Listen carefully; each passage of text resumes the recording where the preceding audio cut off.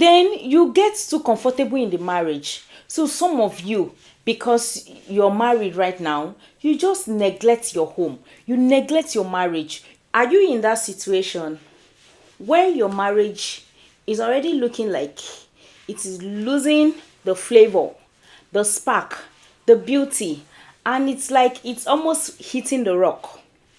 If you're in that situation and you don't know what to do, watch this video to the end. Now, let me tell you why your marriage is losing its spark. First of all, you stop pursuing her. Lady, also, you need to also pursue your husband. Be involved in each other's lives. If you have not been doing this, there's every chance your marriage will lose its spark. You need to be involved in what your wife is doing. You need to know what your husband is doing part time. Pursue them. Don't leave pursuing for only relationship.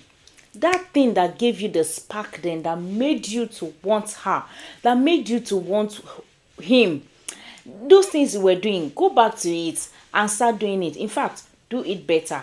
Then you get too comfortable in the marriage. So some of you, because you're married right now, you just neglect your home, you neglect your marriage. You forget that marriage is an everlasting assignment. It's not something you just get into and stop.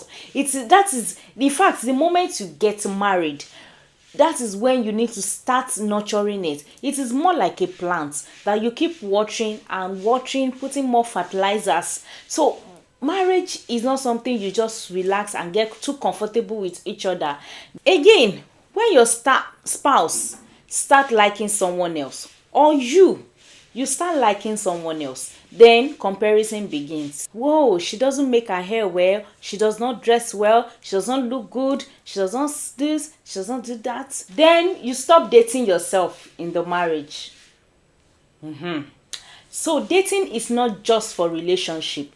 Hang out, take yourselves out, have fun, keep the kids somewhere, go on special dates, book date nights, book dinner, book lunch, book breakfast, like go on vacations, date yourselves. And then the moment you stop being honest, you lie, you tell this, some things that could make you to stop being honest is if you're seeing someone else. So most times you start lying, you tell this lie to cover this lie, you tell that lie to cover this lie. So honesty is a bedrock of a marriage. You need to discuss with your spouse whatever the challenge you're going through, whatever it is you're going through in life. Let your spouse know. It is a good start. Your spouse should not judge you for whatever reason. You should be comfortable enough to tell your spouse anything that is happening to you, that is going on with you. Be honest, be open to each other, so that your marriage will not lose its spark. Other things comes before your spouse. You prioritize your children over your spouse. Your parents, you raise them above your spouse. Your friends, you make them more important than your spouse. You would rather spend more time with friends, family, than your spouse. If your spouse needs attention, you would rather give it to a friend, you would rather give it to your family, you'd rather give it to your children than giving it to your spouse. Your spouse remains your priority at all time. Sex stop being a priority. So you stop having good sex, good love making. You stop making good love to yourselves. You start doing 1 minute, 1 second. You're always in a hurry to make love with each other.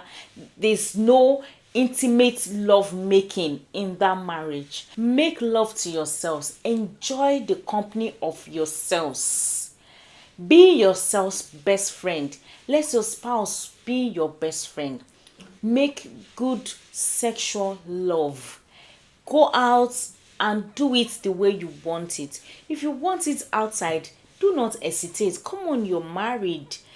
If you want it indoor, go on and have it however you want it. Do not forget God. You see, there's no way you can leave the place of God out of this matter. The place of God is very important. Pray to God always. Make God your priority in that marriage. Tell God everything. Pray together. Worship together. Sing together. Study your word. Study the word together. When you do this, you are inviting God into your home, and there's no way that home will be scattered. Thank you. Please subscribe to my channel, drop your comments, and I'll see you in my next video. Bye.